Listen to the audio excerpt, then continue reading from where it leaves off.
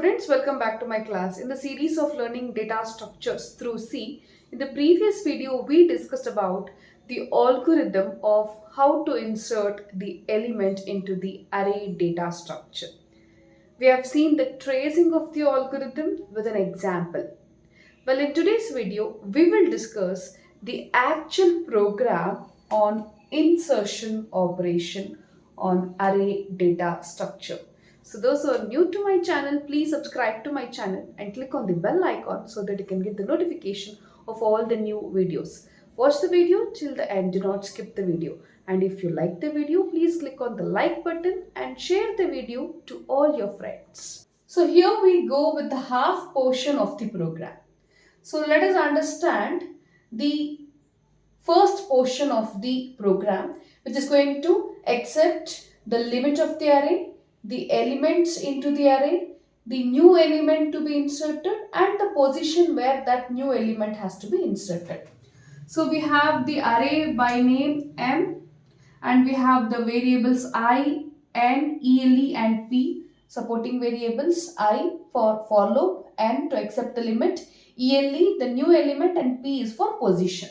So we say enter the limit. So we are going to accept the N value, that is the dimension is 10. So I can store maximum of 10 values, but it can be less than that also. So I need to accept the limit of the array. So that is what I am going to store it in the variable N. Then I say enter the array elements. Then as usual, you all know the for loop, how it is going to work. So it is going to accept the values into the array M. So M of 0 to M of N minus 1, the values will be accepted. Then the element, the new element that what I need to accept, and the position where I need to insert that new element. So let us see the next portion of the program now. So here we have the next portion of the program. So in the previous portion we have accepted the limit. We have accepted the array element, say the limit is 5. We have taken the elements 10, 20, 30, 40, 50, and the new element is 80 and the position is 2. So I need to insert a new element into this position. So as we all have understood the tracing of this insertion algorithm, so we need to start the shifting of the elements from this last element. So where do we get that last element? Last element will be in the position n minus 1. So n minus 1. From n minus 1, we have to do the shifting. So the element that what I have in n minus 1 will be shifted to the higher order, and like this the shifting takes place. It goes on till I reach the position. Position is 2. When I reach the position, shifting will be stopped, new element will be inserted, the size of the array will be increased. So let us see how all these happens now. So initially we need to check the position value. If the position is valid, then only I can insert the element. See, because array is a linear structure, the elements must be one after the other in consecutive locations. And the position that what I give matters a lot to the array. So if I just give some position which is out of this array bound, then we cannot insert the element. So we need to check whether the position is correct or not. If the position is correct, then only we can proceed to insert the element. So the first thing that what we do here is we need to check this position. So in the first line of the process, we need to check this position value. The position value is 2. So I need to check whether the position is greater than n. So if I give the n value also, it is okay, because if I give the element that has to be inserted as the last element, so the position value that what I give is n value. See here, the new element has to be entered into the n value, means say n value is 5, means that is okay. If the position is 0, means I am inserting the element to the beginning, that is also okay. If the position value is between 0 to n, that is also okay. But if the position value is greater than n, means I cannot have any space in between the array. So if it is greater than n, means something which is more than the value that what I have given, that is 5. So if I just give the position value as 6, then I cannot insert the element here because a space will be created, that what we cannot do with arrays. So the n value, it should be less than n. It can be n also. If I give n, it is last position. If it is greater than n, then it is invalid. So just assume if I have given the position value as 6. Let me check here. Is 6 greater than 5? Yes. So then I should get this message. This block gets executed. I get a message, invalid position. Once the position is invalid, I have to come out of the program. So how can I come out of the program? Using this exit function. So exit function will make the program to just stop the execution. So if the position is correct, then only I can proceed. If not, I need to stop. So if 6 greater than 5, so if the position value, if I have given it as 6 greater than 5, yes, condition true, execute this block. Get a message to the user saying that the position is invalid and it will come out of the program. You can see the output that it is invalid position. But if the position is correct, so let me give the position as 2. Now check the value. Is 2 greater than 5? No. Condition not satisfied means the position is valid. So this block will not be executed. Control will be to this point. 2 greater than 5? No. Condition not satisfied means the position that what I have given is valid. So this block will be skipped. Control to this point. So now loop starts. Just observe the initial value of the loop. So as I said, the shifting of the elements has to take place from the last element. Where do we get the last element? It is in n minus 1. So I start from n minus 1. So now let me write the iterations. So it is n minus 1, I equal to n minus 1. What is n? It is 5. 5 minus 1, it is 4. So I becomes 4. Now check the condition. Is 4 greater than or equal to this position? So the loop bound I need to set now. It is from this n minus 1 up to position. So I am checking that am I within the bound of the array or not.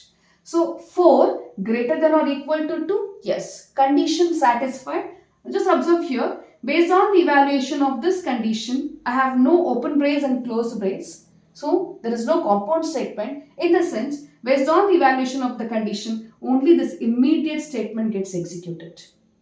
So now the loop condition is true. 4 greater than or equal to, condition is true. Then what should I do here? Shifting of the element. That is what I am doing here. So this line is the most important line which is making the shifting of elements. So here what happens? Just observe here. So it is m of I plus 1 equal to m of I. So what is m of I plus 1? This is what the I value. So m of I plus 1 is 4 plus 1. M of I equal to m of I. I means 4. Means to say, whatever element I have in m of 4, it has to be shifted to m of 5. Look at here. So I have 4 in m of 4. I have 50. M of 4 element is 50. Shift that to m of 5. So now here I get the value 50. So it is not cut and paste, actually it is copy and paste. So whatever element you have in m of 4, it has to be shifted to the higher order. So in m of 5, I get 50. Don't get confused with this arrow and this arrow. This is with respect to assignment operator. As you all know, the right hand side value will be assigned to left hand side. R value to L value. So m of 4, I have 50. That I need to place it in m of 5. So I am shifting the element to the next position. So I get 50 in m of 5. Again, after executing this, loop back. Don't execute this because based on this loop condition, only immediate statement gets executed and then loop back. I gets increased. I becomes how much? See, look at here. And one more thing, you can just think out here. There is a mistake here in the iteration of I. If I just do I plus plus, the loop moves forward, right? We usually say I plus plus, but now we shouldn't say I plus plus here. What we have to write here? Because I have started the loop from highest value and it has to go up to position means I need to decrease. So here what we need to write? We need to write I minus minus. So I gets decreased. I gets decreased and then once again check the condition. I becomes 3. 3 greater than or equal to 2? Yes. Again condition true. So execute this immediate statement. So it is m of I plus 1 means m of, this is what the I value, 3 plus 1 it is 4 equal to m of I means it is 3. So whatever I have in m of 3, shift that to m of 4. So what do we have in m of 3? It is 40, that will be shifted to m of 4. M of 3, I have 40, shift that to m of 4 means I am going to overwrite on this. So here it becomes 40. Again take a loop back, decrease the value of I, it becomes 2. 2 greater than or equal to 2, it is equal to 2. Again condition satisfied, get inside, execute this immediate statement. So it is, this is what the I value, m of I plus 1 means m of 3 equal to m of I value means 2. So whatever I have in m of 2, you shift that to m of 3. So m of 2, I have 30, you shift that to m of 3. So here I am overwriting 30. Done. Again take a look back, it becomes 1. Is 1 greater than or equal to 2? No. Condition not satisfied. Immediate statement that what I have will not be executed, it will be skipped. Control to this line. Then see, shifting process done. I have shifted the elements to higher order. Now let me just assume that it has been cleared. Right? So I have come to the position.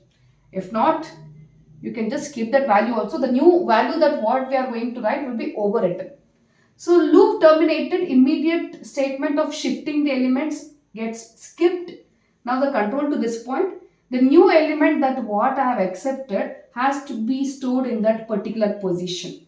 So now m of p, what is p? It is 2 equal to new element that is 80. So now to this location m of 2, the new element 80 will be overwritten.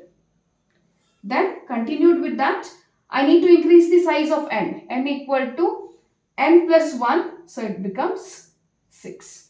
Because I have added a new element means the array size gets increased. Now just a valid message for just an acknowledgement message saying that this element has been inserted. I say percentage D inserted, that is 80 inserted. Then I need to print the array after insertion. So I equal to 0, I less than n means up to 6. The values will be printed. My output will be 10, 20, 80, 30, 40 and then 50. So hope you have understood with this. This part you need to trace out by yourself once again. Then only you can understand this flow. So hope you have understood with this insertion program. Let us see the execution of this program now. So here we go with the program to understand insertion. So we need to include the header files stdio.h and stdlibrary.h. So we have the variable declaration n, array m, ele, I and then p. So we need to enter the limit first. So we are going to store that in n. Enter the elements using for loop we are going to enter and we are going to store that in m of I. Then enter the element to be inserted. New element I am going to store it in ele. Enter the position. I say the position in P. Initially I need to check whether the position is valid or not. So this block gets executed if the position is invalid. If the position is valid, then this complete block gets executed, where based on the loop we are going to do the shifting of elements. Then we insert the element into the particular position, the n size gets increased, then finally we are going to print the elements after insertion. So save the program and run the program. Enter the limit, I'll say 5. Say elements 10, 20, 30, 40 and then 50. Enter the element to be inserted, new element 70. Enter the position, say 2. See, 70 is inserted successfully. Array after insertion 10, 20. In the position 2, I got 70. Then the remaining elements 30, 40 and 50. We can also see the insertion of element in different positions. Save the program. I'll just give the element limit as 4. Enter the elements as 1, 2, 3, 4. Enter the element to be inserted. I just say 8. Position I say 0. So look at here. First position 8, 1, 2, 3, 4. The same way I can check for the ending position also. I'll say limit 3. Enter the element, say 4, 6, 7. Enter the element to be inserted. I say 9. Position I say it is 0, 1, 2, the end value, say 3. So that is ending. So 4, 6, 7, 9. So this is how we do the insertion of the element into the array. That's all for today's video. So in the next video, till then, take care. Bye.